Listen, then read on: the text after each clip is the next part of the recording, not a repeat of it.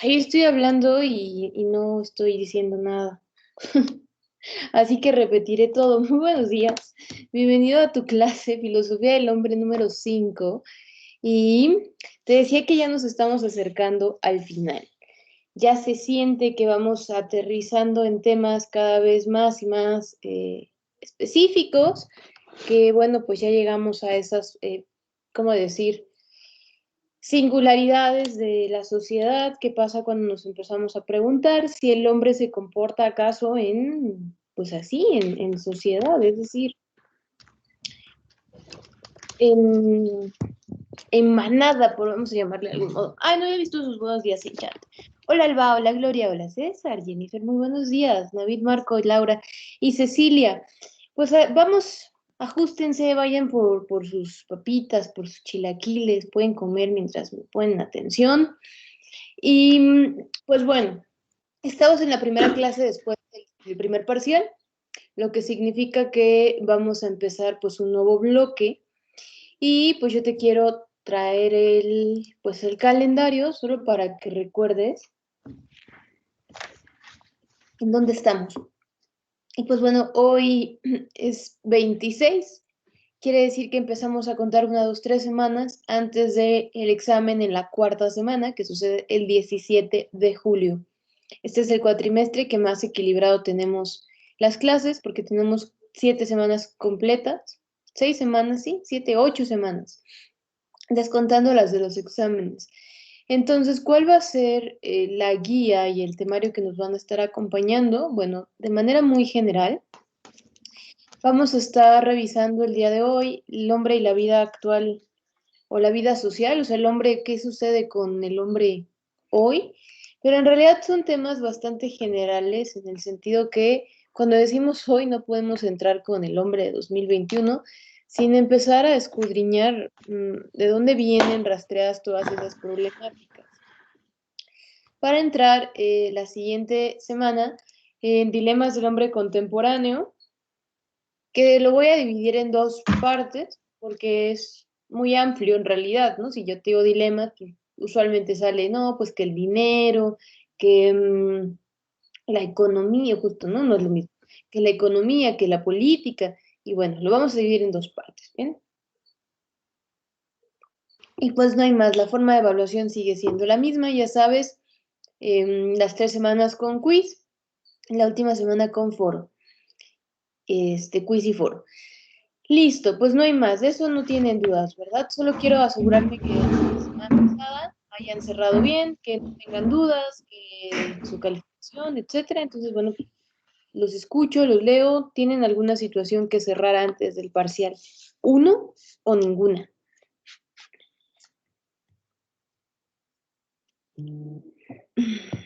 Dice Vero, buenos días. Hola, Vero, buenos días. Por mi parte, No, maestra, ninguna. ¿Ninguna? No. Bueno, de veras es muy difícil responder, o sea, en serio, en buena onda. Es como bien desalentador.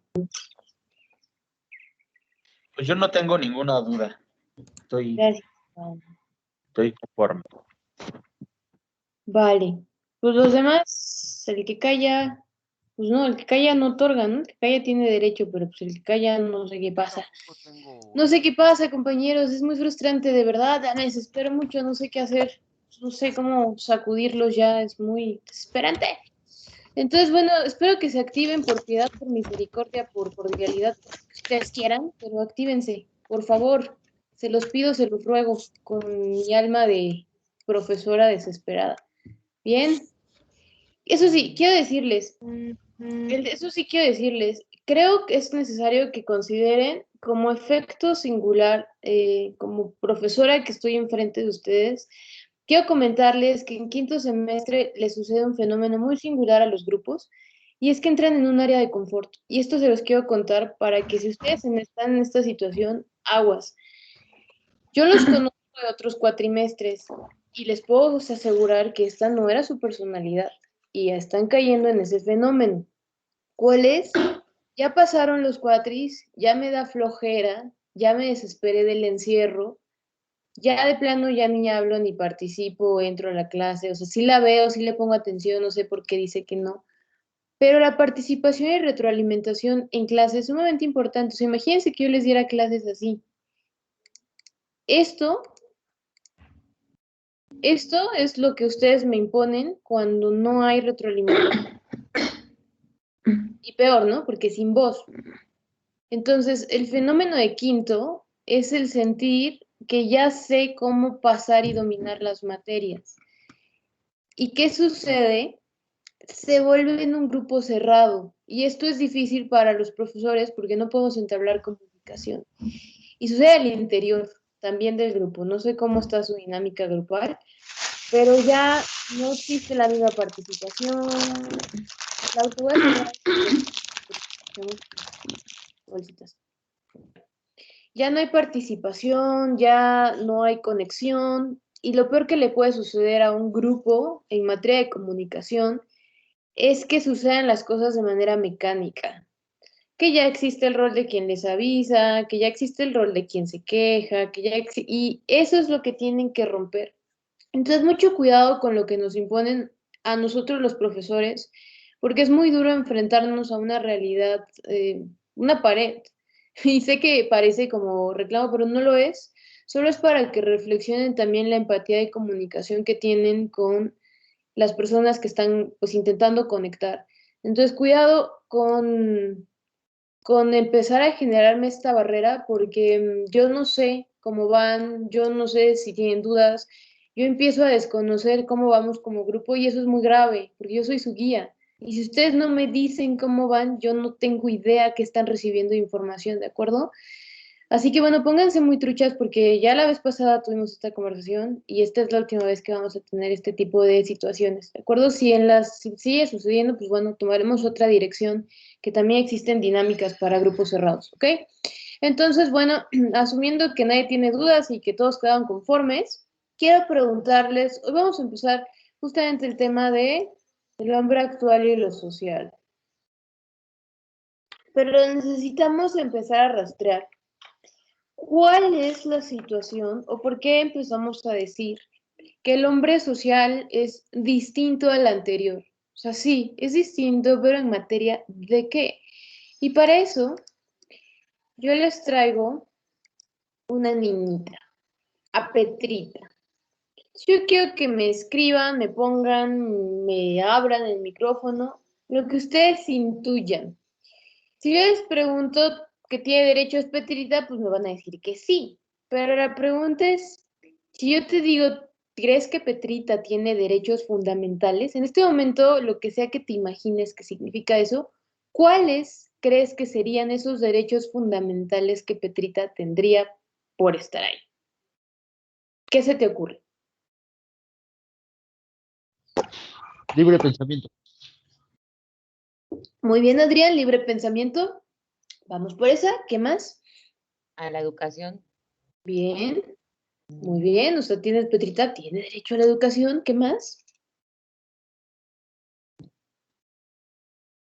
Iván ya se chutó como 8, a estudiar, a trabajar, a ser feliz, a expresarse, a ser feliz, ¿no? Está raro eso, porque ¿cómo mides la felicidad, Witsi? Bien, ¿alguien más? ¿Alguien que diga, nos falta este, se nos está escapando este? Al amor de sus papás. A la salud, Amor de sus papás, dice alguien por ahí, a la salud, Marco, por supuesto, a vivir. Decisiones. Tomar decisiones. A tomar decisiones, o sea, como a ser libre, ¿no? A Sí, eso, A a ser ser, tratada con igualdad. con como que a ser tratada como Gloria, perdón, Con igualdad. con igualdad a qué. Con igualdad de derechos a otras personas iguales a ella. A otros individuos en su comunidad. Muy bien, Gloria. Dice otra vez, dice César, tener una niñez. Derecho a la vida, profesora. No, bueno, bueno, entonces ya la tiene, pero sí, no, a no ser privada de ella. Ya está ahí, no podemos privarla. Dice, van a tener un nombre y responsabilidades. Efectivamente, Ya hicimos como un gran cuadro. Y Petrita tiene derecho a estudiar, a una niñez, a tener el amor de su familia, ¿no? O sea, decían, se le echó a una familia, a tomar decisiones. Pues como que sospechamos esto, o sea, no diríamos, no, tú no, o sea, ¿cuál sería el criterio de demarcación? Entonces vamos a ir bajando la información, porque el punto es, podríamos decir, por ejemplo, que, que Rosita tiene derechos los mismitos que acabamos de decir de Petrita, ¿sí o no? Nada más díganme, ¿sí o no? A una niñez, dime más. Sí. Pues sí, ¿no? O sea, difícilmente diríamos, pues tú no, porque la pregunta sería la inmediata, ¿por qué yo no? Y es ahí donde nos encontramos un tope. Porque, ay, bueno, les traigo una imagen bien noventera, ¿no? Así como de We Are the World, como de Michael Jackson. Pero bueno, lo cierto es que alrededor del mundo existimos distintas personas en sentido y en materia de que habitamos distinto espacio geográfico. Digo, esa es la tesis más básica. Sin embargo, es cierto que si vamos al interior, podemos de pronto escudriñar, pues que del hemisferio, de la mitad del planeta, o sea, cortada en modo vertical hacia acá, podemos encontrar algo que se llama culturas orientales, que bueno, pues históricamente se pueden rastrear, que incluso físicamente, por cuestiones también históricas, pues se ven diferentes, se notan los rasgos de ojos, no sé, rasgados, que en Estados Unidos, pues de pronto existen, pues no sé, es que es raro incluso decirlo, ¿no? Son distintos, pues sí, que los latinos en general como masa tenemos cierto tipo de culturas, pues sí, que existen niños tibetanos, niños monjes tibetanos, pues sí, o sea que hay gente que usa el yihad y que usa pues mucha joyería que indican también cosas, o sea, sí, pero eso nos alcanzará para decir, tú eres diferente. Y bueno, de pronto la primera respuesta es, pues sí, o sea, claro, ¿no? O sea, si me pones, por ejemplo, a una niña india, pues sí, es distinta. Es distinta en el sentido que se viste diferente, em, habla diferente, luce diferente, pero de luces distinto a la afirmación de, y tú, Rosita, no puedes tener los mismos derechos que yo porque somos diferentes, hay un abismo de diferencia. Ah, ya me quedé sin cámara, ahora sí, les estaba hablando sin cámara. Sin embargo, vamos a entrar en esta materia escabrosa. Nada más les anticipo algo que ya les había comentado, y es que, si van, es distinta, pero en esencia no será diferente. O sea, en esencia, ahí me voy a regresar. O sea, en esencia, Iván, ¿tú crees que Petrita y Rosita son distintas? Te leo, te escucho, porque esa pregunta es importante, por eso me regresé. Iván, No, profesora. alguien dijo no, que creo que ese no es Álvaro. Eh, no, Ah, justo, no. Ay, dice Iván, no, yo creo que no, pero era la pregunta. Deja de andar de busca pleitos, Iván. Pero efectivamente, así le dicen a los filósofos también. Sí, efectivamente, no, eso sí, en esencia son distintos, es la pregunta, por eso me regresé, porque es la pregunta fundamental. Parece que lo que une a todas estas personas noventeras es que son personas, son humanos. Sin embargo, la pregunta justamente de qué es un humano, o sea, que es netamente antropológica, es nuestra piedra de toque para la materia de filosofía del hombre. Fíjense incluso la anotación, ¿no? ¿Por qué no filosofía del humano? Bueno, esto ya sabemos por qué. Pero déjenme contarles que esto que nosotros intuimos que es igual, porque en esencia son las mismas, bueno, no las mismas, en esencia guardan una relación de personas, son humanos. Bueno, ya les había lanzado la afirmación, ¿se acuerdan? que los derechos fundamentales son tal cual los derechos más básicos, más intuitivos que los humanos tenemos por el simple hecho de ser humanos. Sin embargo, para que pasasen a llamarse derechos humanos como tal, tuvieron que pasar muchísimas situaciones vergonzosas para la humanidad. Lo cierto es que nosotros, insisto, intuimos que Petra y Rosa tienen una relación y que todos somos increíblemente hermosos, que valemos la pena, que tenemos una misión en el mundo, que estamos por una razón, que bueno, ya estamos aquí y hay que echarle ganas. Sí, pero entonces, ¿por qué se han dado estas vergonzosas situaciones en donde se han encerrado gente, se han inventado torturas sistemáticas por el hecho de tener una cultura distinta? ¿En qué momento a alguien le basta la afirmación, tú crees en un Dios distinto, tienes un piel de color distinta y con eso vale completamente la pena que mueras? ¿Qué? ¿De verdad? O sea, esa es una de los miles de circunstancias que podemos encontrar. ¿No me crees? Bueno, Ku Klux Klan, ¿no? Ku Klux Klan también reunido por el hecho de, pues sabes que hay negros que son negros y quieren sus derechos civiles, pues no, mejor vamos a erradicarlos porque pues, nosotros los blancos somos superiores. Y no, ¿qué? A ver, espérame, no encuentro argumento válido en ninguna de tus afirmaciones que valgan del suficiente peso para llegar a ejercer acciones de violencia ya incluso físicas, ¿no? Ahorita vamos a ver si existe otro tipo de violencia. Claro que sí, la respuesta es sí, pero vamos a ver cómo. O estas otras circunstancias más actuales, las guerras, ese niño ahí vagando, ¿no? Estas personas sin casa, acostumbrándose a la normalidad de los bombardeos, ¿no? Ah, bueno, otro bombardeo más, bueno, pues ya, bueno, voy a ir ahí, pues, a quedarme a ver con quién, voy a ir a recoger lo que pueda, y pues ya, porque es así. Porque sus gobernantes de sus países, pues creen que no sé, que el petróleo, que los desacuerdos, que no poder firmar un papel es motivo suficiente para desahuciar a miles de personas, incluso privarlas de su vida. Las personas migrantes que todos los días pues van en búsqueda de un sueño mejor, de una calidad de vida mejor, porque en sus países precisamente la calidad de vida no es un derecho al cual ellos tengan acceso.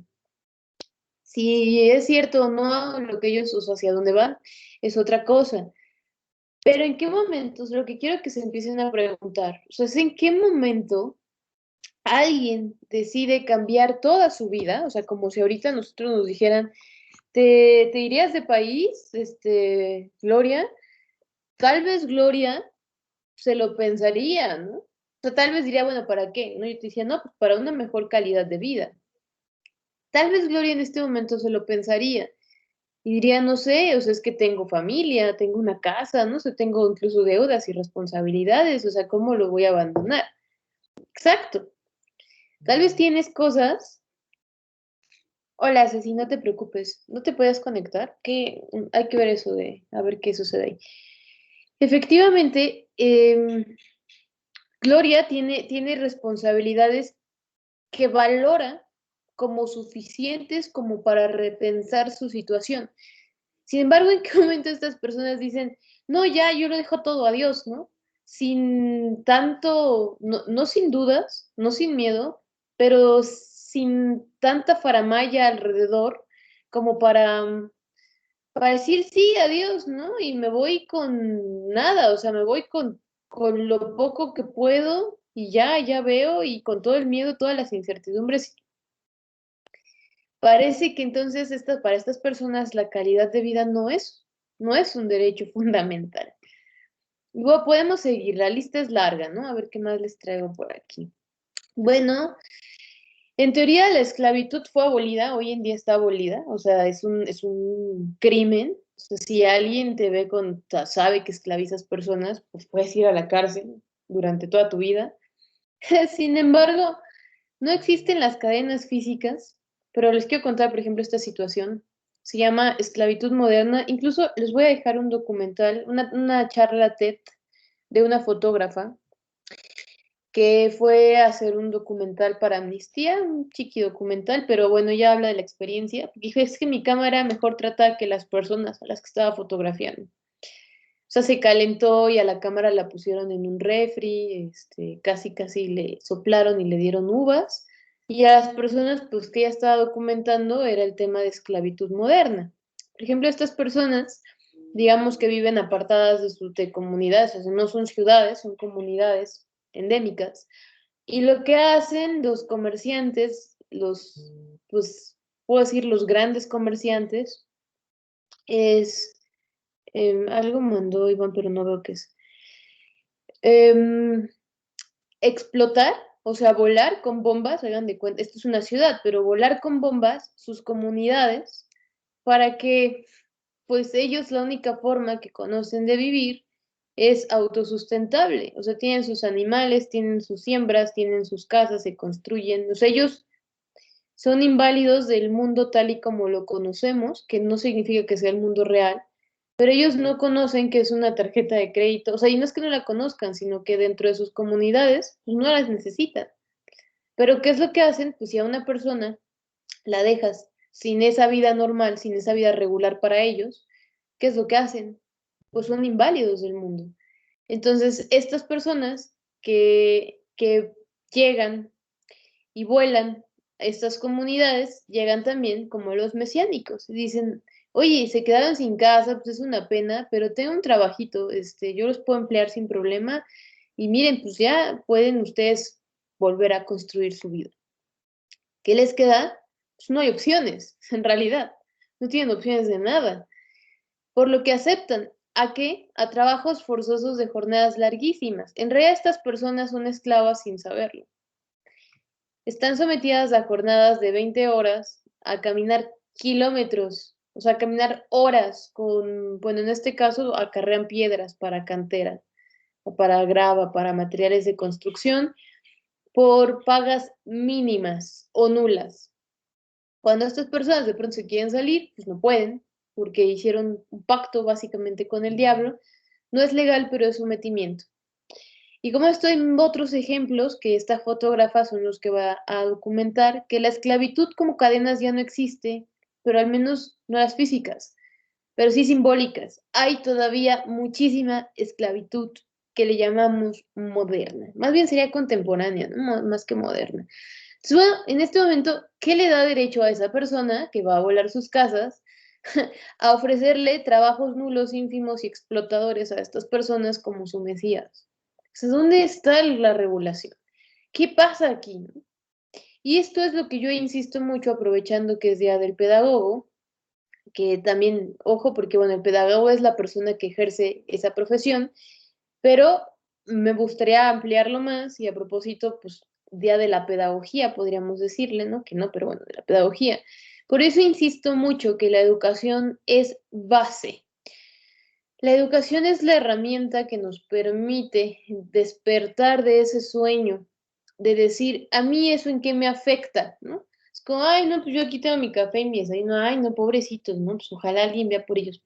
O sí, tú te puedes volver el Superman del mundo, no puedes ir a repartir justicia, pero ¿sabías que informándote y encendiéndote y teniendo ese énfasis de educación, de empatía, logras mucho?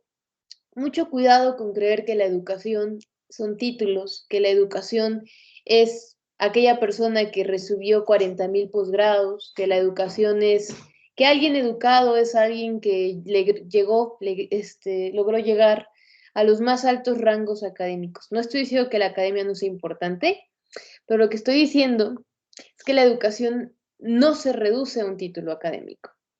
Entonces, bueno, ejemplos hay muchísimos, muchísimos, muchísimos. La labulación de las niñas también, ¿no? Que las privan, les cosen los labios vaginales, les cortan el clítoris porque ellas están destinadas a parir, pero no pueden tener placer porque su función de mujeres es parir. Desde niñas las someten a no sé, a esta cultura. Entonces, ¿qué sucede? Bueno, como les decía, por supuesto, en todos estos casos hay un serio atropellamiento a los derechos humanos. Dice Gloria, como las personas de provincia que venden papas en los carritos.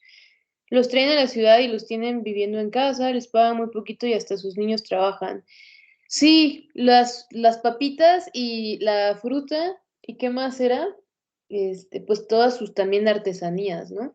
Que luego ya ni son suyas, se las traen de China importadas y los ponen a vender, efectivamente. Les prometen, efectivamente, Gloria, es un gran ejemplo súper cercano de esclavitud moderna.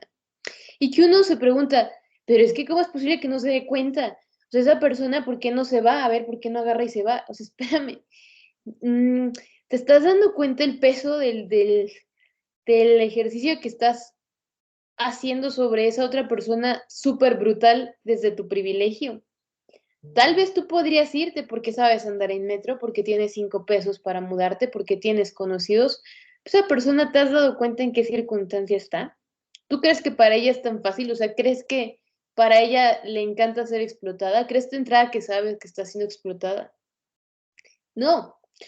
Los derechos fundamentales efectivamente nos pertenecen a cada uno, pero preguntar y poner en tela de juicio por qué alguien no exige sus derechos es violentar su situación, porque hay que preguntarnos primero por qué no los está reclamando. Puede ser por miedo, puede ser por ignorancia, puede ser por desconocimiento, puede ser por sometimiento, puede ser por un millón de circunstancias. Entonces, aguas cuando nos preguntemos, esa persona no avanza porque no quiere. Son prejuicios mezclados con todo esto. Entonces, yo les traje a propósito brevísimamente, como de dónde nace toda esta vena, qué significa tener derechos humanos. Sí, sabemos que los tenemos, pero ¿realmente sabes cuáles son tus derechos o solo medio intuyes? ¿Realmente has visitado esa Declaración de Derechos Universales Humanos? ¿O sabes que existe siquiera? Si la respuesta es no, aquí es donde estamos parados, precisamente en la desinformación. No está mal estar desinformado, lo que está más que mal o bien, más bien grave, es que una vez que te haces consciente, no hagas nada al respecto. Eso es lo grave. Entonces, bueno, resulta que por allá del siglo VI a.C. existió un personaje llamado Ciro el Grande. Bueno, hoy se conoce como Ciro el Grande. Ciro el Grande llegó y conquistó Babilonia. ¿Qué sucedía con Babilonia? Bueno, ¿qué sucedía con las conquistas? Pues, ¿qué pasa cuando, bueno, hay dos formas. Si eres destructor, lo que haces es matar a las personas, a los habitantes, romper monumentos. Si quedan sobrevivientes, por ejemplo, que usualmente son las mujeres, las utilizan para ser pues, abusadas sexualmente, para después pues, ser asesinadas. Es decir, es romperlo todo de esa cultura para no dejar testigo. Cultura que no tiene sobreviviente, que no puede ser contada, por lo tanto está destinada a morir, porque no genera historia.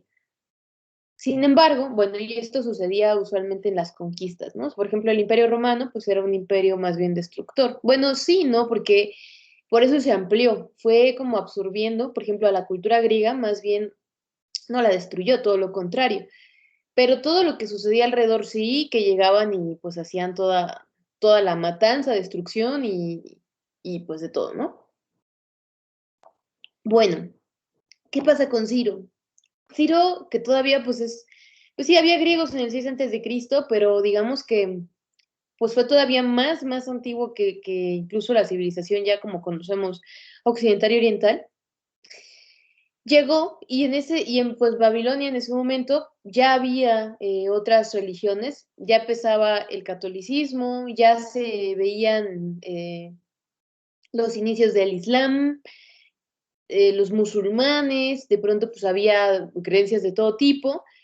Y Ciro llegó a decir, a ver, no se preocupen, yo conquisté, pero ustedes pueden mantener sus creencias religiosas. Ojo con la religión, porque históricamente, desde el inicio de los tiempos, la religión ha significado un punto de toque muy importante para la dominación de las masas. Y no me refiero a dominar de, estás dominado, amigo, libérate, sino de mover masas, o sea, justamente como manadas, como cardúmenes, y ha significado también un punto de quiebre incluso para el sometimiento a otras culturas por tener religiones distintas. Y ciertamente, independiente, o sea, ojo, yo, si ustedes creen en algo, está muy bien, eso, ustedes son muy libres, yo no estoy poniendo en cuestión en sus creencias, sin embargo, sí en la institución que gestiona esas creencias. Y como bien sabemos históricamente, por ejemplo, la Iglesia Católica durante la Edad Media, que ya empezaba también en la Edad Antigua, fue muy oportunista para subirse al trono y gobernar durante mucho tiempo a la luz tiránica de sus reglas. Y era, pues bueno, si no crees en mí, ahí están pues métodos de tortura que te van a hacer enderezarte. Entonces, mucho cuidado con las instituciones.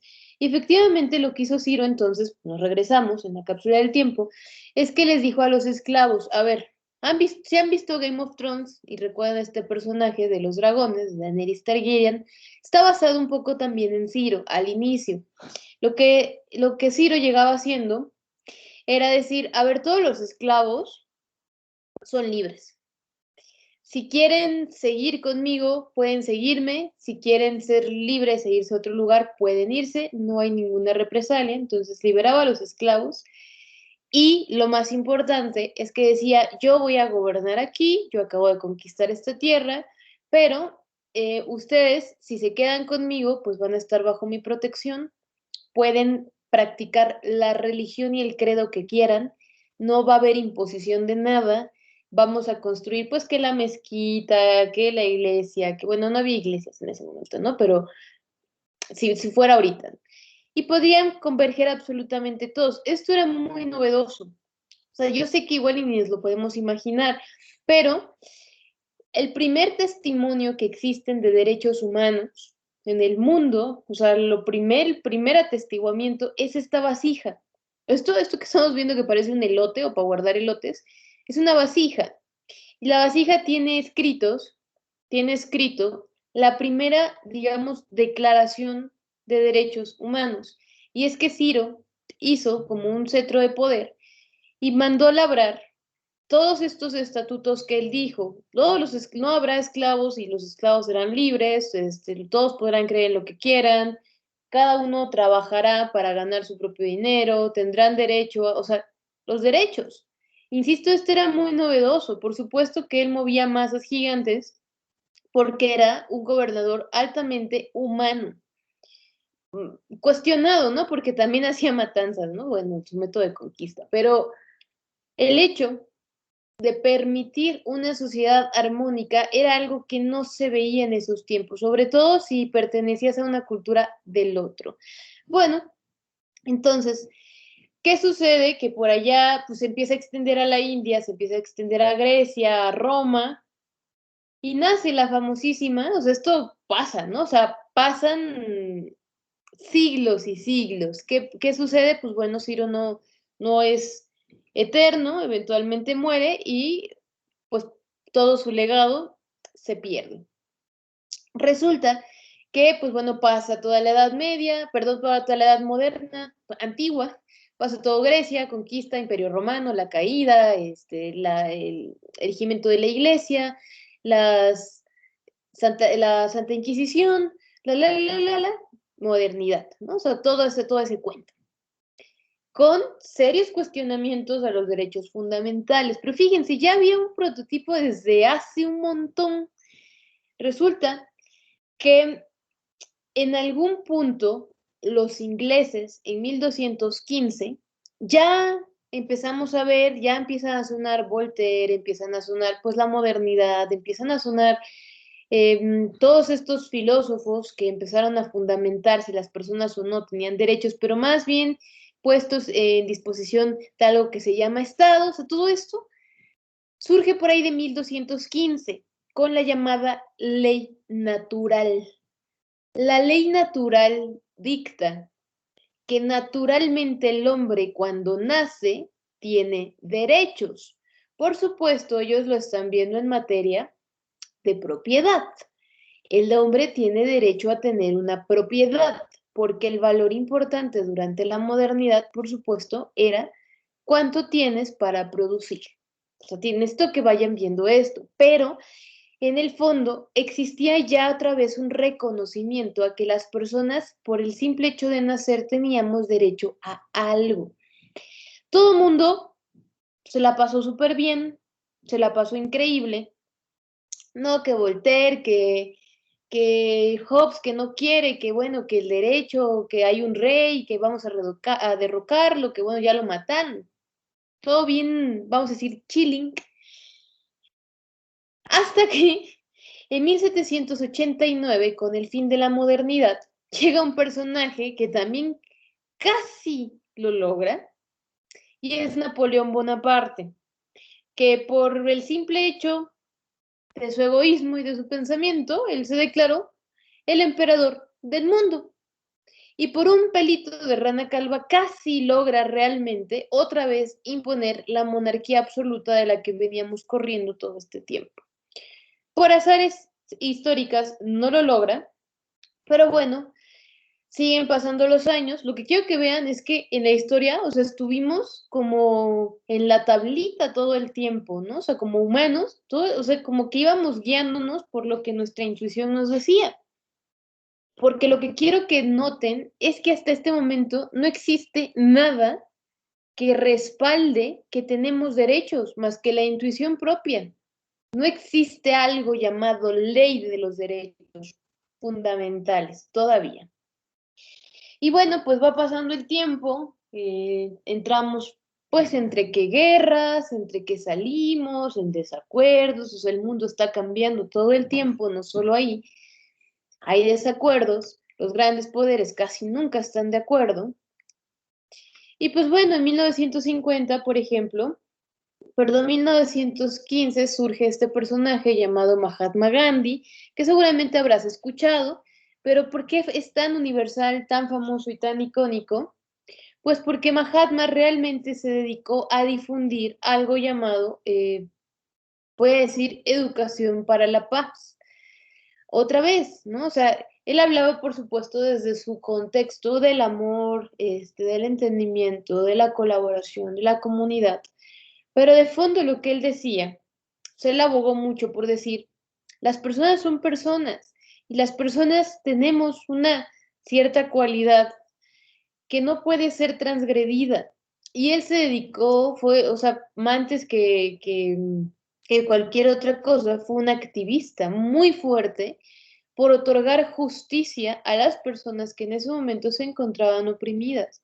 Por supuesto, en 1915 ya empezaban pues muchos movimientos, por ejemplo, ya que ya tenían historia de explotación laboral, pues más que otra cosa eran de explotación laboral. Y bueno, otra vez como que en la tablita, ¿no? Ay, sí, Mahatma, qué bonito, a ver, ven, abrázame ya, ¿no? Como que nadie todavía hasta este momento se lo tomaba en serio. Y decíamos, sí, es cierto, no, pues sí, mira, ya vamos a abrazarnos, vamos a portarnos bien. Todo esto sucedía mientras supuestamente nadie supo que durante más de 6 años alguien estuvo torturando sistemáticamente a más de 15 millones de personas. Claro que cuando esto sale a la luz, cuando esto se vuelve una noticia mundial, el cuestionamiento es alto. Es como, carajo, estuvimos así. Si no hubiéramos detenido esta máquina de matar, estuvimos así del mundo básicamente de ser esclavizados. Honestamente, y bueno, ya estos son como lejos de ser teorías de la conspiración, a mí me cuesta mucho trabajo pensar que después de la Segunda Guerra Mundial, cuando sucedió todo esto del Holocausto, de la matanza judía, etcétera, realmente el mundo no supiera qué estaba pasando. O sea, ¿dónde ocultas a 90 millones de personas muertas? Que fue la cifra de muertos de la Segunda Guerra Mundial. Por supuesto, no todos eran judíos, eran más bien muertos en general de la guerra, o sea, consecuencia de la guerra, pero sí podemos hablar que por lo menos más de 30 millones, o sea, el 30 millones correspondían a el Holocausto. Claro que el mundo dice, a ver, espérame, o sea, había toda una filosofía de fondo de los judíos, todo este cuento, no sé si vieron una película que se llama Jojo Rabbit, es humor negro respecto justamente esta historia, ¿no? De Hitler, los nazis, los judíos. Si no la han visto, igual les voy a poner el tráiler. Acuérdense que les dejo mucho material complementario por si quieren verlo en sus tiempos libres. Entonces les voy a dejar ese y el documental de la charla la charla TED. Entonces, dice el mundo, ¡ay! Tenemos que hacer algo al respecto. O sea, esto no puede volver a sucedernos. O sea, no es posible que no existiera ningún freno legal para que Hitler no se desencarrilara, ¿no? La película Jojo Rabbit, Jojo Rabbit, Jojo Conejo. Es con Scarlett Johansson. Pues ya, es muy bella, muy, muy, muy, muy bella. Es humor negro. Es una comedia negra, más que humor negro, es comedia negra. Bueno, entonces yo les dejo de todas formas el link. Sí, creo que la tengo arriba. Si la tengo arriba, se las dejo posteadas. Entonces, ¿qué sucede? Por supuesto, cabe destacar que aquí las potencias mundiales influyen un montón. Ya voy a adelantar para hacerle fin a esta historia. Pero, pues, ¿quién fue el que ganó? Ah, y Estados Unidos, ¿verdad? Y Estados Unidos no se metió hasta que, de hecho, Alemania no le picó la cresta cuando destruyó Pearl Harbor. Pero más allá de eso, pues bueno, el que podemos decir que ganó fue Estados Unidos. Y entonces, ahora sí, Estados Unidos dijo, y creo que sí tenemos que hacer algo, porque el mundo tiene los ojos encima de nosotros, ya tenemos el papel en este momento de los salvadores del mundo, y pues bueno, esto es un escándalo, ¿qué hacemos? No, pues, ¿sabes qué? Fúndate una organización que se encargue de regular de manera arbitraria, perdón, de manera neutral, los derechos, ¿no? O sea, cuando haya que ayudar, por ejemplo, en situaciones de guerra, pues que no tengan bandos, que se dediquen a la humanidad. Ay, ¿cómo le ponemos? Bueno, pues vamos a ponerle Organización de las Naciones Unidas. Esto que conocemos hoy como los cascos azules, y que dónde está la ONU, y que la ONU para acá, y que la ONU para allá. Bueno, fue circunstancia de este momento, fue, voy a decir, invento de Estados Unidos, y pues fue proclamada pues porque tenían muchísima presión social en ese momento, en 1948.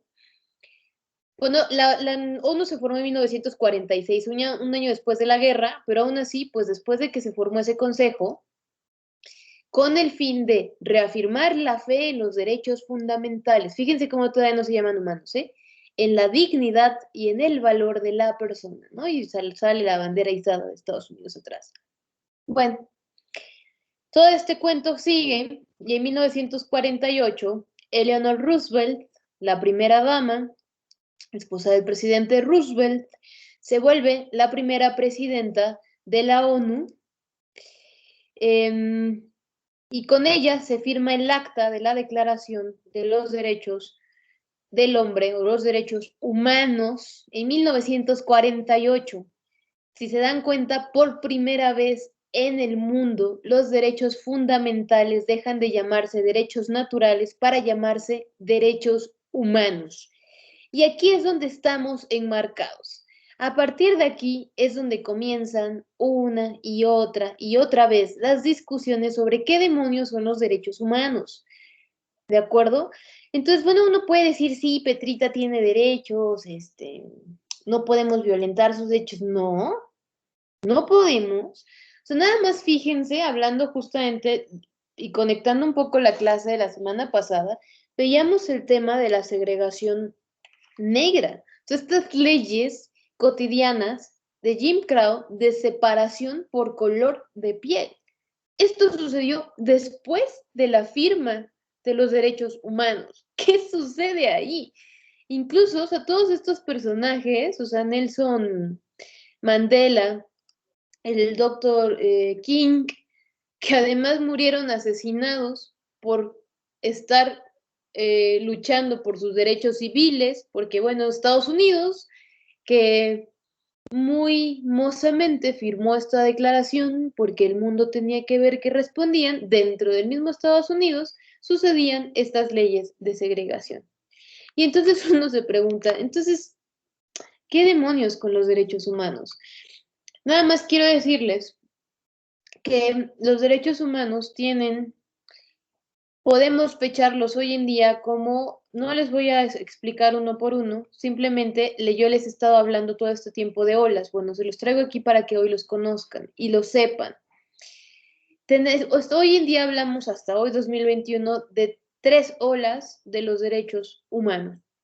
La primera ola o la primera generación es aquella que luchó simplemente por los derechos de un humano ciudadano, es decir, el hecho de que yo viva en un lugar me da derechos civiles, el que nosotros podamos votar, podamos salir, podamos comprar, podamos tener el derecho a una casa, podamos tener el derecho a pagar impuestos, o sea, es una responsabilidad, pero es un derecho, o sea, no nos gusta, pero el tema es que, por ejemplo, los negros, hoy llamados afrodescendientes, afroamericanos, en realidad no tenían estos derechos. Entonces, la gran lucha en este momento fue por pelear a tener siquiera el derecho a la vida, a la libertad, a la seguridad, independientemente de dónde vinieras, por el simple y sencillo hecho de ser una persona.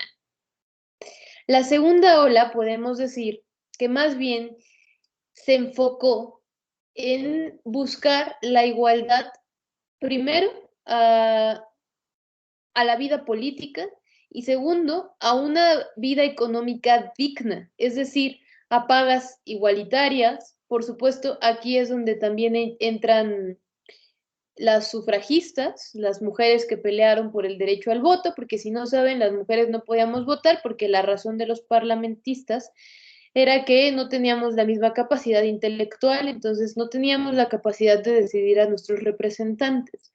Entonces, aquí es donde entran todas estas olas.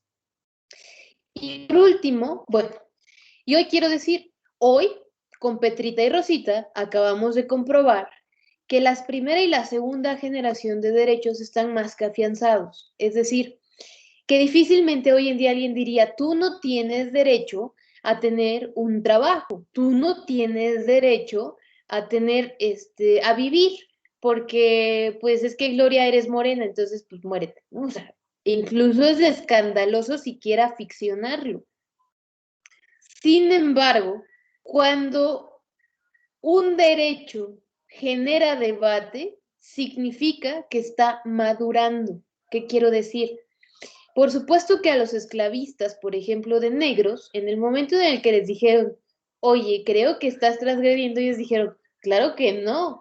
O sea, estoy ficcionando, esas cosas, o sea, esas personas, esas cosas no tienen derechos porque están en mi país, porque no tendrían que estar aquí, porque la sarta de tonterías que cualquier persona racista podría decir, sin fundamento, generaban debate, ¿no? Y largas horas de debate de si acaso las personas afrodescendientes tenían o no tenían derechos. Hoy, insisto, eso es incluso ya ni siquiera entra en debate. O sea, por supuesto que existen los bandos que resisten, pero en su mayoría me parece que aquí no podríamos decir con tal facilidad, ay, tráete un negro que sea tu esclavo, incluso hasta nos indigna, ¿no? El presidente Fox en su momento trabajó como negro, o sea, ¿qué? O sea, toda esa estructura podrida de racismo. Bueno, hoy estamos en esta tercera ola de generación de derechos que todavía nos resultan en debate. Oye, es que ya no consumas plástico, nos estamos cargando el planeta. O sea, de verdad, tienes el derecho a un medio ambiente feliz. Ay, qué ridículo, por favor, a ver, deme 5 chilaquiles para llevar y todos en unicel que voy a tirar en 3 segundos. Es un debate gigante. Todavía, o sea, de verdad, todavía nos cuesta creer que es nuestra responsabilidad y que en realidad es nuestro derecho vivir en un ambiente sano. No, pues que la marcha gay, la marcha LGQTBI, siempre los cambio de lugar. No, pues ahí es que, perdón por las expresiones, porque de verdad son muy fuertes, bueno, ni siquiera las voy a repetir, porque es repetirlas, pero no, pues que tú eres un no sé qué, ¿no? O para ofenderse entre sujetos, ¿no? Ay, es que eres bien niña, eres bien gay. Esas cosas de, oye, eso es violencia, ay, ¿cómo crees? No seas ridícula. Que todavía hoy sean debate, significa que estos derechos están madurando.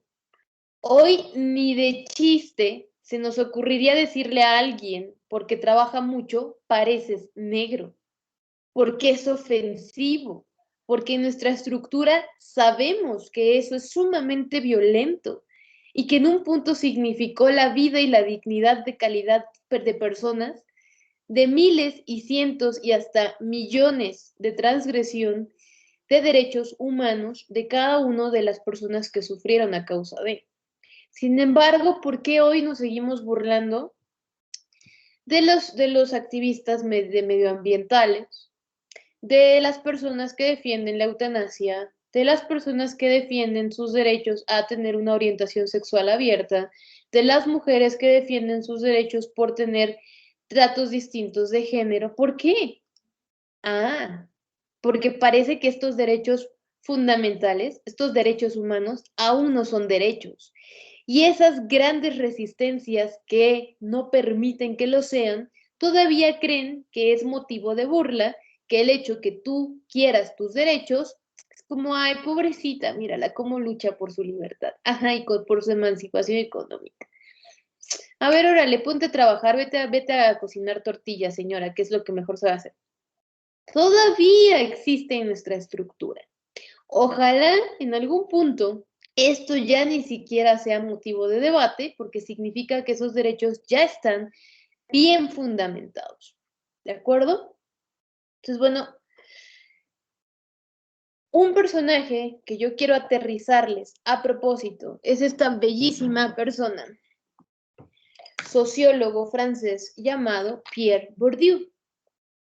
Resulta que Pierre Bourdieu tuvo, pues, una infancia, voy a decir, difícil. Uno puede entender bajo el contexto por qué a las personas les mueven los temas que les mueven. Y es que Bourdieu creció en el campo con sus papás. En realidad sus papás eran agricultores. Pero resulta que esos agricultores en ese momento eran personas altamente explotadas. Bueno, ya me adelanté aquí. Pero bueno, Bourdieu, que nació en 1930 y murió en 2002, o sea, fíjense de todo lo que vivió, ¿no? Otra persona que vio el cambio y que a propósito se acompañó, por supuesto, fuertemente de Levi Strauss. Ya vimos a Levi Strauss. Entonces ya pueden entender todo el contexto y caldo de cultivo de importancia de poner énfasis en el renglón de transgresión de los derechos humanos que existía en este momento. 1930 son 15 años antes de que termine la Segunda Guerra Mundial. Entonces, ¿qué sucede? Que a Bourdieu le mueven temas como el efecto que el desempleo, por ejemplo, tiene en las personas, ¿no? Así de, oye, es que está desempleado. ¿Y qué es lo que decimos? Ay, es un maldito haragán, ¿no? O sea, ¿cómo va a estar deprimido si es un haragán? Es como, bueno, eso a Bourdieu le mueve de manera infinita. O sea, ¿cómo es posible que las personas sufran por no tener empleo? Ahora bien, ¿dónde estamos? Por supuesto, te lo dije, él creció en la vida campesina, o sea, él creció en el campo, por lo que él veía a sus papás todo el tiempo sufrir pues por el dinero, por la explotación, por trabajar jornadas larguísimas a precios mínimos. Cuando se desataban las guerras, pues no había que comer, les vendían las cosas carísimas, había un hambre terrible en su comunidad. Entonces, todo esto es algo que a él le voló la cabeza, tanto que al final de sus días él llegó a escribir sobre la academia como más bien una represión, una institución represiva para la libertad creativa de las personas. Estudió el baile, el deporte, como ritos, o sea, como rituales teatrales que permiten la comunicación y conforman la cultura dentro de una sociedad. Estudió el lenguaje corporal y, por supuesto, hizo una fuerte crítica a la televisión como medios conservadores que garantizan el poder de las mínimas partes. Te lo voy a explicar súper rápido. Bueno, y en teoría lo que él propuso fue una sociología para la vida cotidiana. Por supuesto, cabe destacar que, o sea, hoy en día pues dices, pues sí, claro, pero en este momento no existía.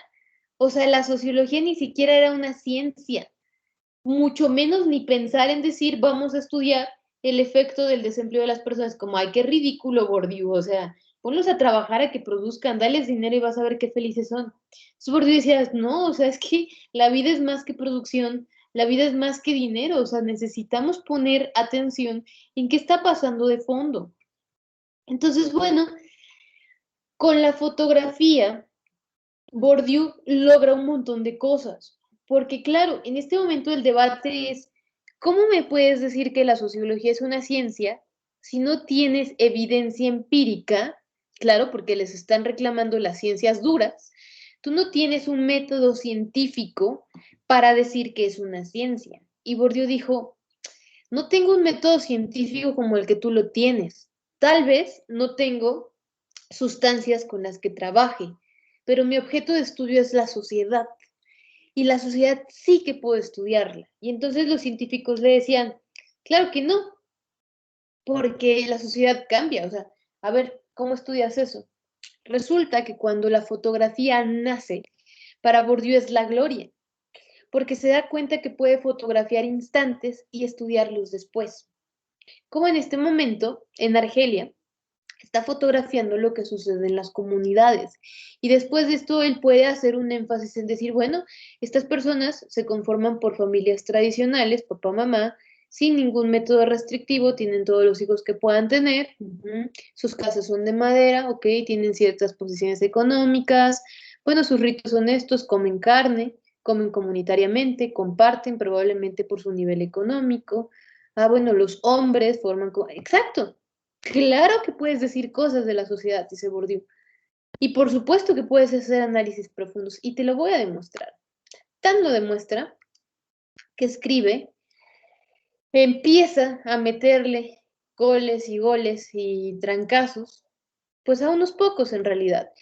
Con estos libros que son Los Herederos, La lucha de clases sociales, La miseria del mundo, lo que Bourdieu empieza a demostrar es que parece que detrás de todo existe voy a decir mano invisible con cuidado, porque esto es un término de un economista llamado,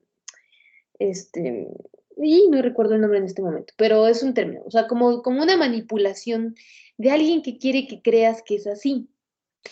Entonces dice, bueno, número uno, la educación, lejos, muy lejos de democráticamente enseñar a todos, lo que la educación hace, como lo vemos, es solamente privilegiar a esos sectores que de por sí ya son privilegiados. Porque claro, ¿quién puede acceder a esa educación académica? Las personas que pueden pagarlo y las que no, ¿qué sucede? Se segregan. Entonces la educación no es democrática, no me vengas con esas tonterías. La educación no es para todos, no es para quien la quiere. Luego, por supuesto, está todo el tema del dinero, ¿no? O sea, de, bueno, los estatus, el que más tiene, es el que más trabaja, el sueño dorado del capitalismo, y dice Bourdieu, no es cierto. La lucha de clases sociales se fundamenta en la falsa, ¿cómo decir? En la falsa expectativa de un estilo de vida. Si Bourdieu tuviera Instagram, TikTok, si Bourdieu viviera en el 2021, los ejemplos que Bourdieu pondría probablemente serían estos, como las novias de los narcos, ¿no? ¿Qué es lo que hacen las novias de los narcos? Postear por todos lados sus superpistolones de quilates de oro, sus baños de mármol, sus 40,000 camionetas, sus 80,000 operaciones, lo increíble que la pasan, que la alberca. ¿Y qué dice uno? Ay, yo quisiera vivir así, ¿no? Está re padre, ¿no? Pues tienen un chorro de dinero. Exacto, dice Bourdieu. Es la apariencia. La lucha de clases sociales no se da por como Marx nos dijo. No es solamente el dinero, hay muchas otras cosas implícitas. Vamos a ver qué nos dice. Y bueno, por supuesto, él dice y él cuenta que la miseria del mundo puede ser estudiada bajo la luz de la sociología, echando mano de la antropología. ¿Por qué el mundo es como es? O la pregunta, ¿por qué hay desigualdad en el mundo? Es la guía que a Bourdieu le va a volar la cabeza.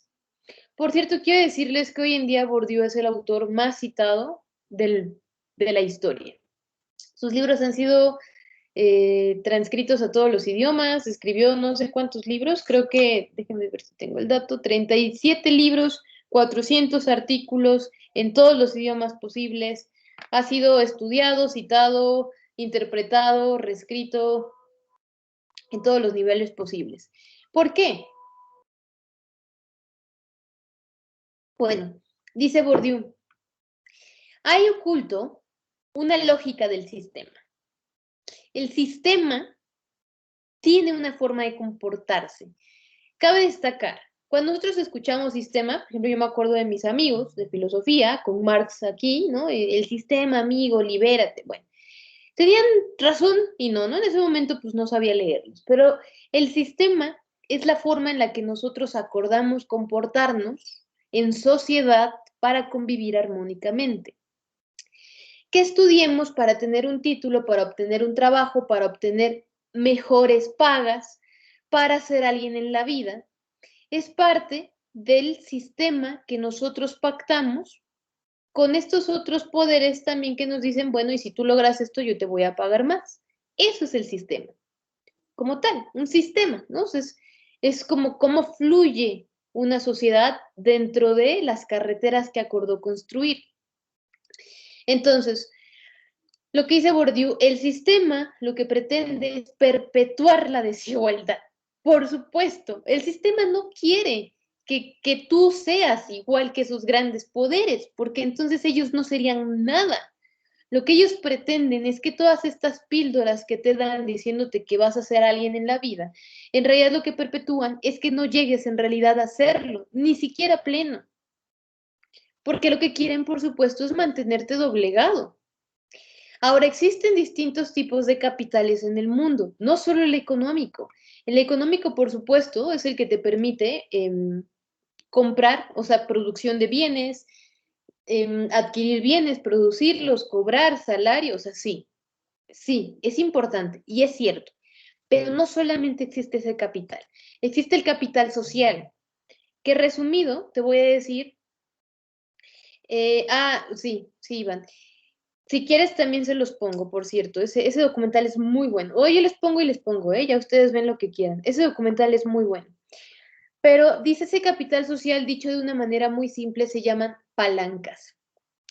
Es decir, quizá, por ejemplo, yo, Gabriela, poseo un capital cultural, bueno, no cultural, un capital social de cultura alto, porque durante muchos años trabajé en cultura, entonces conozco varios contactos que me pueden ayudar en situaciones difíciles. Pero a lo mejor Gloria trabajó en el sector salud durante mucho tiempo, entonces tiene un capital social de salud muy alto.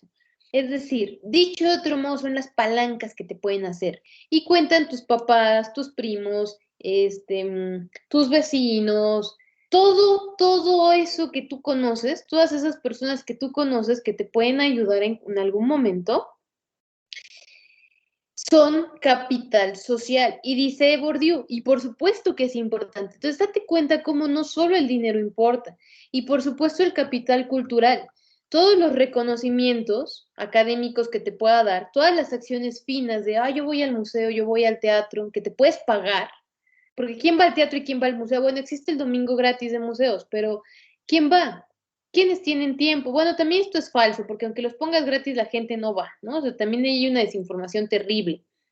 Pero efectivamente, quien puede cultivar más su capital cultural tiene más capital cultural que otros. Entonces dice Bourdieu, es falso que solo es el capital económico lo que produce la lucha de clases sociales, es el capital global. El capital global es la suma de estos tres capitales, digamos, pululando en el espacio social. El espacio social es el que formamos nosotros por estar unidos. Ahora bien, resulta que entonces las clases sociales no se dan solamente por tener títulos académicos o por tener mucho dinero, que en teoría en la lógica supuestamente del sistema es que van unidos, ¿no? O sea, si tú tienes título, ya eres automáticamente millonario y es falso, es completamente falso.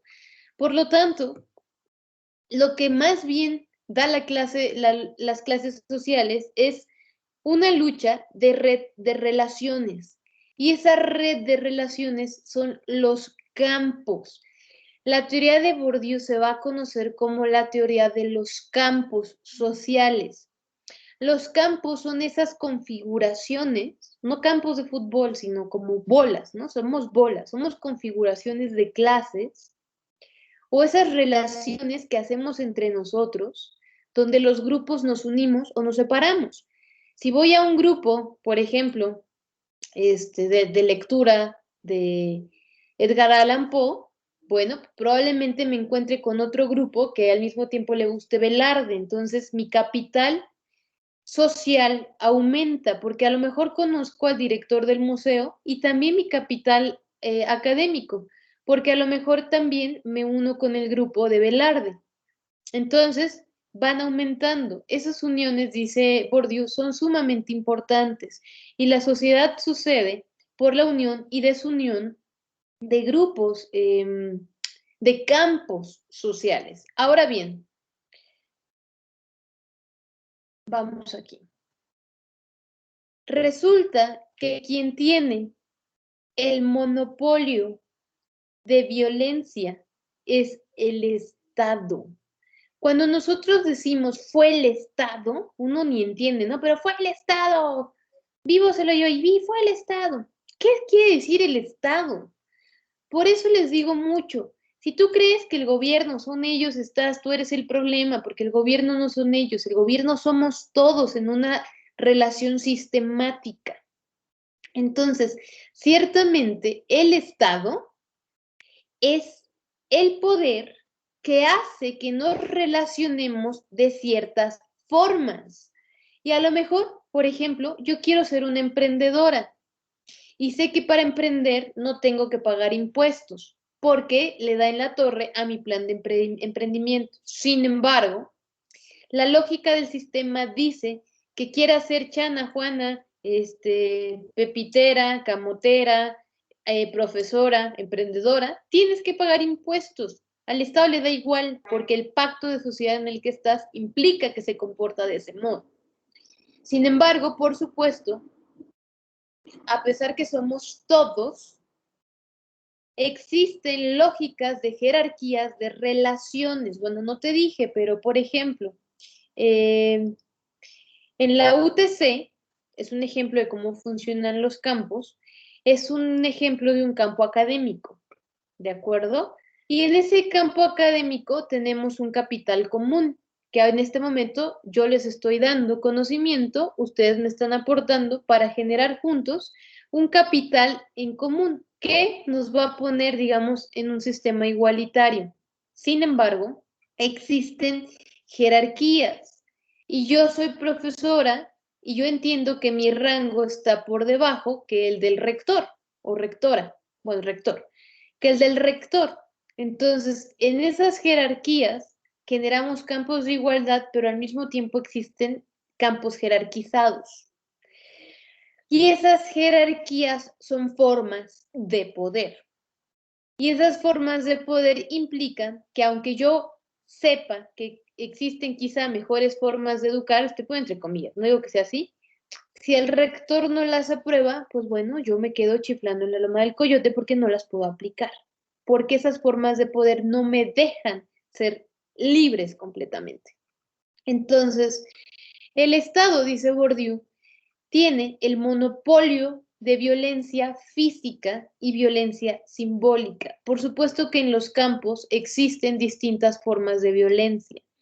Sin embargo, la que se nos filtra duramente es la simbólica. ¿En qué radica esa violencia simbólica? Bueno, esa violencia simbólica es la que domina la dinámica de las clases sociales y viene arrastrada por categorías dicotómicas que tú te tragas como si fueran dulces y vomitas y repites sin cuestionamiento alguno.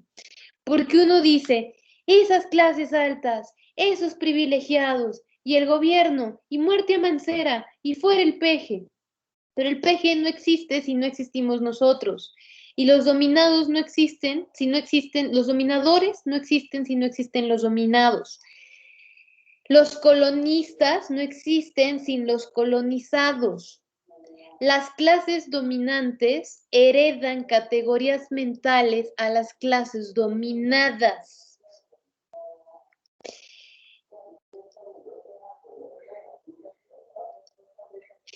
Que lo urbano es mejor que lo rural es una clase dominante imponiendo sobre las clases dominadas. Y repetimos frases que no entendemos porque esas esferas que no vemos como superiores, pero están en el marco de la sociedad, presionando a las clases dominadas, nos hacen repetir que es el gran sueño. Ir a las grandes sociedades, ir a las grandes culturas, ver el sueño dorado, ¿no? Los hombres, como género, como patriarcado, heredan, por supuesto, a las femeninas las categorías bajo las cuales son dominadas. Por supuesto, dice Bourdieu. Estoy gritando, no se dan cuenta, pero estoy gritando. Ya, por favor. Entonces, esta fuerte distinción, ¿se acuerdan que veíamos con Bourdieu, con Levi Strauss, del civilizado y el salvaje? Esto es que tú tienes menos educación y eres más salvaje, o sea, como que te falta ahí, yo soy muy civilizado, soy muy culto. Son viejas dicotomías, dice Bourdieu, que lo único que hacen es ejercer violencia simbólica, porque perpetúan estructuras mentales en cómo el mundo se percibe. Y entonces, si yo no tengo dinero, yo no soy nadie. Y entonces, si yo no tengo coches, yo no soy nadie. Si yo no vivo en la Ciudad de México, no soy nadie. Si yo no llego a esos grandes puestos que los hombres tienen, no soy nadie exitosa. Nos medimos, percibimos el mundo como esas clases dominantes quieren. ¿Qué produce entonces las desigualdades? Dice Bourdieu. Por supuesto es la violencia simbólica, que es la más fuerte, más la física, más por supuesto la economía. Dice Iván, el otro día leí que estamos educados para un mundo que ya no existe. Igual lo podemos aplicar en las cirugías. Es que es cierto. O sea, las estructuras, por ejemplo, de civilizado, vienen heredadas, por supuesto, para nosotros, mexicanos, de un tiempo de colonización, de un tiempo de descubrimiento de tierras. Nuestros sistemas educativos oficiales están hechos desde 1900, 1800 y tantos, o sea, tienen más de 100 años de existencia. No corresponden en absoluto con cómo la sociedad se comporta hoy en día. Pero es que producir da flojera y cuestionar da más flojera. Y para las entidades educativas, híjole, pues hacer libros, híjole, es que no hay que pagar. Pues ya déjalos así, ya sigue enseñando 80 capitales a los niños de tercero, aunque en quinto no se acuerden, y por supuesto hayan perdido el tiempo y cuando tengan 18 años les preguntas qué quieren hacer y no saben porque jamás los dispusiste a ver a qué habilidades ellos requerían mejorar, qué cosas realmente querían ser en la vida. Se la pasaron sacando bajo un sistema numérico 10, 10, 10, 10 porque les dijiste que eso era ser exitoso. Entonces resulta que hoy llegaron y realmente son personas inválidas e inútiles porque no tienen ni idea para qué son buenas. Se tienen que resolver a los 18 años, más o menos, si escogen una carrera más o menos que les guste y al final pues terminan siendo ingenieros en sistemas cuando en realidad eran buenísimos, todo su despertar humano estaba en ser ceramistas. Pero ahí dejemos que se resuelvan a los 25 años, ahí que resuelvan todo su humanidad. Dice Iván, también da flojera estar atentos como a cambiando la realidad como éramos niños, por ejemplo.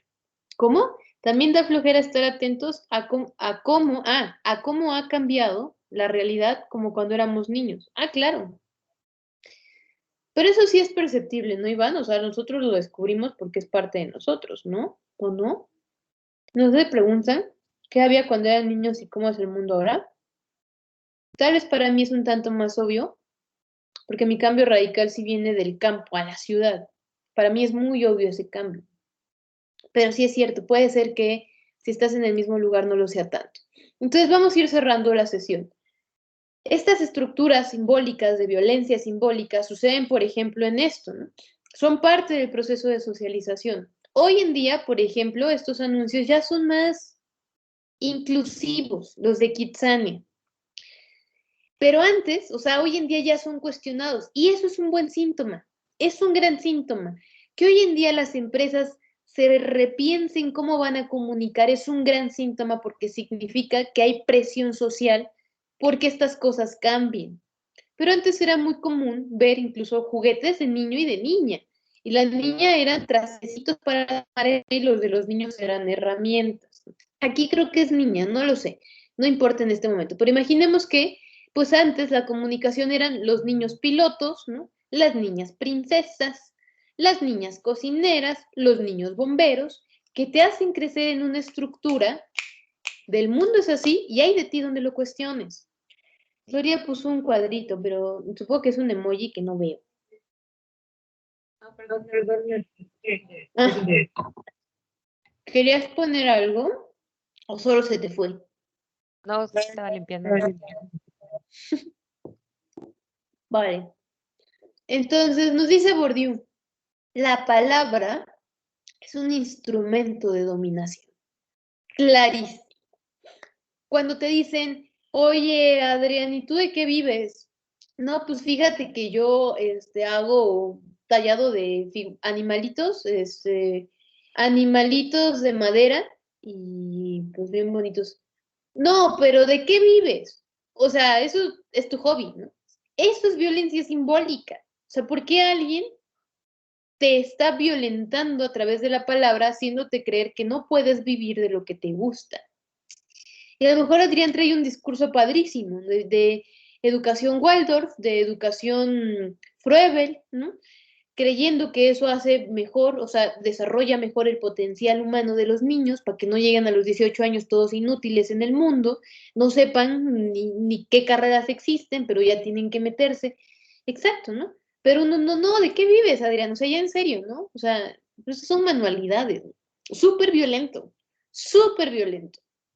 Entonces, bueno, ¿qué clase de monstruo nos duró la píldora de que no podemos realmente desarrollar plenitud en este mundo sistemático?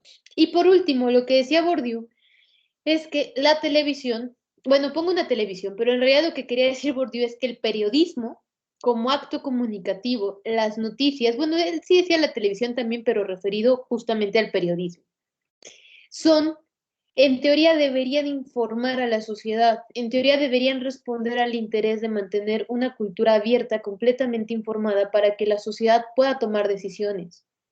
Sin embargo, dice Bourdieu, no, ni creas. Lo que el periodismo mantiene, por supuesto, es una colonización mental. ¿Qué implica la colonización? Que estás dominado. O sea, lo que Bourdieu propondría es que esos medios se abrieran urgentemente al internacionalismo cultural. Porque, ¿qué sucede? Si tú empiezas a entender que en medio del en medio del océano, hay 5 islas gigantes de plástico del tamaño de Nueva York, creciendo cada vez más, tú no estarías bien chilling en tu casa con tu popote diciendo, ¿y a mí eso qué me importa? Porque estarías midiendo el impacto que tienen tus decisiones en el mundo y que a lo mejor a ti no te afecta, pero hay una isla en Hong Kong, donde además tienen problemas gravísimos de desigualdad social, capital. Pero más allá, que esa isla está haciendo que crezca sargo y que ese sargo está haciendo que se mueran los peces y que los peces alimentan a esa población y que esa población está muriendo de hambre y que esa población es la que produce tus vestidos de Shane y que tú que estás bien chilling diciendo no me importa con tus 40 popotes comprando como loco desmedidamente en Shane, ya no podrás comprar más tus cositas. Entonces no me digas que no te afectan las situaciones y que esas personas que viven esclavizadas en esta esclavitud moderna en Hong Kong, ganando 60 centavos al día, trabajando explotadamente 20 horas, que no pueden cambiar su realidad, que no pueden pagarse una casa, que viven literalmente en jaulas de perro, que se llaman casas jaula en Hong Kong, y que tú estás bien chilling comprando, estás contribuyendo a esa esclavitud.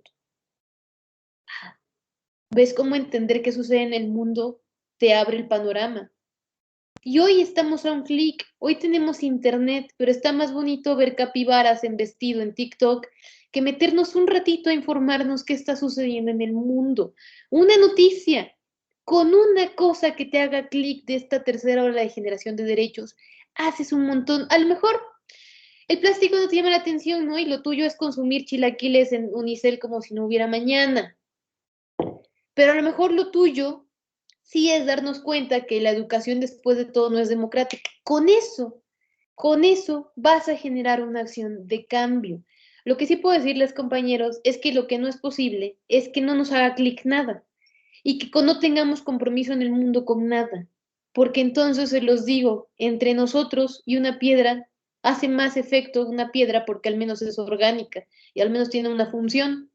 Pero si a ti no te hace clic nada y en realidad no te indigna nada de lo que sucede en el mundo, yo cuestionaría altamente qué estás haciendo como humano hoy en día.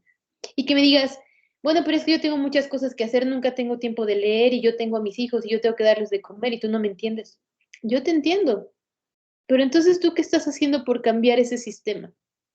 ¿Cuál es la responsabilidad social que tú estás teniendo en el mundo para con las demás personas? Porque hoy en día tú puedes votar, tú puedes ganar dinero, tú puedes tener derechos. Y sí, tienes tus problemas, pero hay personas antes que te dieron esos derechos. ¿Y tú qué estás haciendo por contribuir por los derechos de las siguientes generaciones? Y bueno, entonces Bourdieu, ya cerrando, un minuto, nos decía, por supuesto, que ese periodismo respondía al interés, por supuesto, de ese Estado que promueve las desigualdades de violencia simbólica. Es altamente conservador. Y uno ve a la Rosa de Guadalupe diciendo, no, es que la familia, no, mijita, ¿cómo estás embarazada? No, ¿cómo es que eres gay? No, altamente conservador.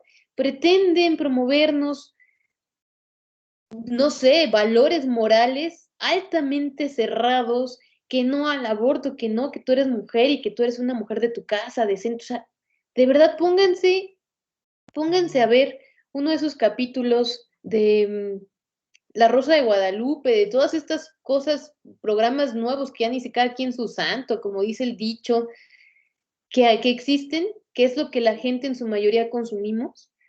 Pónganse a analizar cuál es el discurso que hay de fondo y se los garantizo que es altamente moralizador y es romantizar, que es como, bueno, pues todos somos pobres, pero somos bien honrados.